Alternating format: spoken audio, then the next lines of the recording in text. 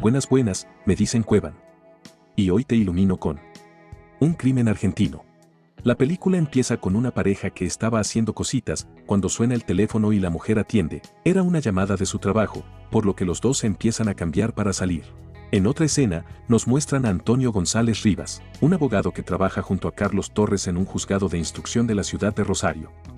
Cuando llegan, el juez les asigna un caso nuevo y les explica que había desaparecido Gabriel Samid, un empresario rosarino de familia acaudalada. Les comenta que lo habían visto dar un paseo en su lancha por el Paraná acompañado de un amigo y dos mujeres jóvenes, que por la tarde pasó por el negocio familiar a retirar dinero, que había cenado en un restaurante en compañía de amigos y que finalmente, a la 1 de la madrugada fue a un bar llamado Scorpio y más tarde se lo vio salir acompañado de un hombre, siendo esta la última vez que lo vieron. En ese momento vemos que María, la mujer del principio, también trabaja en ese juzgado, y que al parecer la relación que tiene con Antonio la mantienen en secreto. Luego deciden ir a la casa de la familia de Samid, donde les dicen cómo era Gabriel, y que para ellos algo le pasó ya que es buen muchacho y no es normal que desapareciera tanto tiempo. En ese momento aparece el oficial Cervera quien actúa bajo el coronel Ríos, de alto cargo en el ejército, y participa en la investigación. Les avisa que están instalados los equipos de escuchas ya que esperan recibir el llamado del secuestrador próximamente, llamado que no tarda en llegar, y que cuando atiende el padre le dicen que el pago del rescate debe dejarse en un baño de mujeres de un bar. Luego, el oficial Cervera conversa con los secretarios y nos dejan ver la tensión de poderes que hay, por un lado empleados del Poder Judicial y por otro subordinados de un poder de facto. Más tarde van al bar Scorpio que fue donde estuvo el desaparecido por última vez. Luego de interrogar a los que trabajan ahí, el cantinero les dice que había una persona que solía sacar fotos para extorsionar, ya que a ese bar solían ir personas poderosas. Juan lo va a visitar a su tienda, y cuando le pregunta sobre sus actividades en el bar Scorpio y le pide los negativos del día que desapareció Samid, esta persona se pone nerviosa y sale corriendo para quemar los negativos y escapar. Cuando lo agarra, nos enteramos que en verdad el vendedor pensó que lo había enviado otra persona que le extorsionó. En otra escena vemos cómo están todos reunidos con el juez para comentar lo que habían averiguado. Antonio dice que en el bar había un hombre que le dicen el doctor que estuvo esa noche junto a Samid, que este doctor es un abogado que estuvo preso por estafar gente con la venta de terrenos de manera fraudulenta. Carlos cuenta lo que pasó con el fotógrafo y le da las fotos al juez. Luego hablan del operativo que se hará en el baño de mujeres del bar, y María se ofrece a dejar el dinero del rescate. Esa noche, Antonio va a ver a María. Luego de conversar él mira por la ventana y se da cuenta de que hay un auto estacionado por lo que se asusta. Al día siguiente, al inicio del operativo del rescate vemos que discuten los secretarios con Cervera y cada vez la tensión era mayor. En el bar María deja el bolso con dinero, y Antonio se sienta simulando ser un cliente. Una vez el operativo empezó solo quedaba esperar que el secuestrador recoja el dinero. El tiempo pasaba y no aparecía nadie, hasta que en un momento una señora que se encontraba tomando un café decide ir al baño. Llama la atención que llevaba un bolso grande con ella. Al salir, la señalan sin antes verificar si el dinero estaba, por lo que la detienen y al revisar se dan cuenta que no tenía nada que ver, el operativo había fallado. En otra escena, el juez Suárez les dice que estaba siendo presionado para resolver el caso y que debían apurarse. Luego el juez se reúne con el coronel Ríos para hablar del caso ya que todavía no había sospechosos. Al otro día, Carlos y Antonio deciden vigilar al doctor para ver sus movimientos. En un momento lo siguen hasta un lugar donde se sienta y espera tranquilo, hasta que en un momento un auto del oficial Cervera aparece y se lo llevan, dejando a los secretarios sin entender qué estaba pasando ya que se estaban salteando todos los pasos procesales. Cervera les dice que el detenido es sospechoso y que la familia había recibido un nuevo llamado para una nueva entrega, media hora antes de que lo detuvieran. El detenido es el doctor Márquez, un abogado muy inteligente que había estado preso por estafas en la venta de inmuebles. Carlos y Antonio se presentan y empiezan a interrogarlo. Márquez se muestra amistoso y les dice que se representará él mismo. Márquez les confiesa que conocía al empresario Gabriel Samid desde hace un mes, que se hicieron amigos y salían juntos. Les contó que había ido con él al bar Scorpio y que Samid se quejaba por problemas financieros. En un momento reveló que Samid se quería autosecuestrar para sacarle $1 millón a la familia y que necesitaba de su ayuda para que fuera a buscar el pago del rescate. Dando todos los detalles correctos del caso, comentó que le había pedido que fuera al bar a buscar el pago pero que cuando fue vio gente de los servicios y prefirió irse. Continuó diciendo que Samid lo llamó para convencerlo con otra entrega y que poco después lo detuvieron. En otra escena, en el despacho del juez hablan sobre el relato de Márquez, que tiene datos que no pudo haberlos leído en el diario. Esa noche, en la segunda entrega del rescate, vemos a una escena preparada ya que todas las personas son agentes disfrazados. Aún así el tiempo pasa y no sucede nada, hasta que Cervera levanta el operativo y decide ir a requisar la casa de Márquez. Ante esto, Carlos le intenta hacer entender que es un allanamiento ilegal y que no puede ser Márquez, ya que todavía no se encontró a Samir, a lo que Cervera lo intimida para que no moleste y le hace saber que él únicamente los deja participar, por el respeto que se tienen el coronel Ríos y el juez Suárez.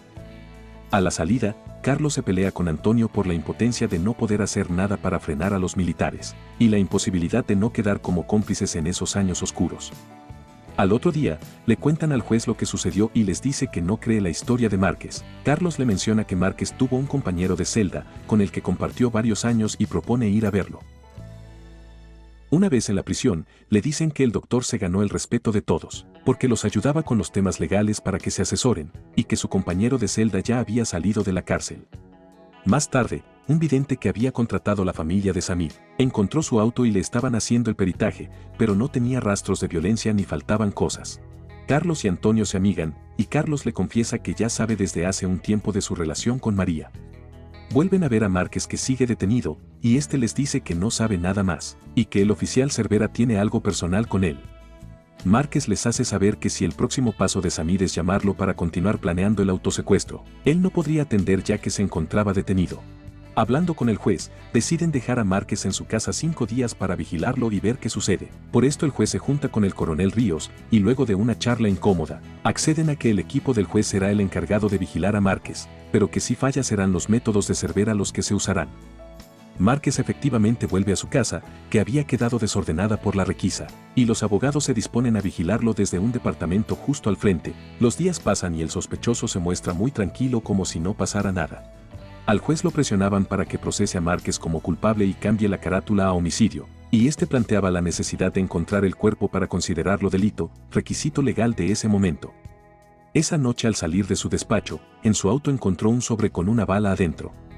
Al otro día Márquez recibe una llamada de la hermana de su antiguo compañero de celda, un tal Arriaga, en el que hablaban de dinero. Carlos decide ir a la casa y también lo hace Cervera. Ingresan de manera violenta y luego de reducir a la hermana, se dan cuenta de que Arriaga estaba en silla de ruedas. Este les dice que lo conoce al doctor Márquez, pero que en verdad tenían un negocio en común para fabricar pelotas de fútbol, y que no tiene idea de quién es Samir. Arriaga les menciona que el doctor es el encargado de conseguir el dinero, y él aplica los conocimientos de curtiembre. En ese momento Cervera se retira junto a sus hombres ya que no cree que Arriaga tenga algo que ver, pero antes de irse, Carlos decide volver a disculparse por la manera agresiva en la que habían entrado. Mientras lo ayudaba a ordenar, agarra y huele una botella. Arriaga le dice que tenga cuidado y le explica que es ácido sulfúrico, que lo usa para trabajar las pelotas. Es en este momento que la cara de Carlos se transforma, al descubrir que Arriaga, que era un ingeniero químico, le enseñó al doctor Márquez todos los conocimientos relacionados a las reacciones químicas del ácido. Para ese entonces, Cervera y sus hombres llegan a la casa donde se encontraba Antonio con Márquez y se lo llevan. Cuando Antonio intenta frenarlo, recibe una intimidación y un golpe de parte de Cervera, que ya estaba cada vez más sacado. Llega Carlos y encuentra la botella de ácido, empiezan a buscar hasta que una gran maceta les llama la atención. Investigando se dan cuenta que reacciona al ácido, por lo que ya sabían que ahí pasaba algo raro. Al mismo tiempo lo empiezan a interrogar a Márquez para que les dé una confesión. Una vez el equipo examinador llega al lugar donde estaba la maceta, la dan vuelta y un olor nauseabundo hace que todos los presentes tengan ganas de vomitar. Empiezan a pensar en que esa masa negra y viscosa que salió de la maceta eran los restos de una persona. Carlos y Rivas le explican al juez que ya están todas las pruebas, que no hay dudas de que Márquez es el asesino, a lo que el juez les explica que eran conjeturas, y que no había pruebas para determinar que era un homicidio, ya que había que demostrar que eso que encontraron era Samir.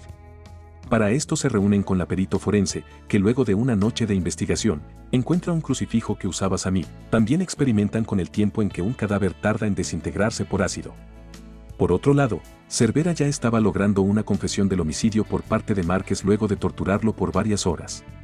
Al otro día, lo visitan en su celda para decirle que ya tienen todas las pruebas, que saben que había sido él, que había intentado ganar tiempo para que el ácido disuelva todo el cuerpo, Le cuentan que descubrieron que esa noche se lo llevó a su casa, lo drogó para que esté débil, lo asesinó y lo guardó en la maceta para empezar a desaparecer su cuerpo con ácido. El inteligente asesino les dice que no hay delito ya que no hay cuerpo, que va a reclamar por las torturas recibidas y que Samid es un desaparecido. Y los desaparecidos son una incógnita, no tienen entidad. Márquez basó su crimen en el fundamento legal que daban los militares para tratar a los desaparecidos. Pero incluso hasta cuando tuvo la palabra, siguió diciendo que era inocente, y que Samid vive en otro país bajo otra identidad. Fue condenado a perpetua, Márquez alegó apremios ilegales, y esa confesión por tortura no fue tenida en cuenta, por lo que la sentencia se basó en las pruebas. Al cumplir los 2/3 de su condena, recuperó la libertad, fundó una ONG para los derechos de los presos, y hasta tuvo un programa de radio donde se hacía llamar el abogado del pueblo. Hace casi 20 años no se sabe nada de él. Me pareció muy interesante ver la dualidad entre el método legal y el método militar y cómo convivían. Además, es chocante pensar que después de hacer lo que hizo, ande caminando libre anda a saber por dónde. ¿Y tú, qué piensas?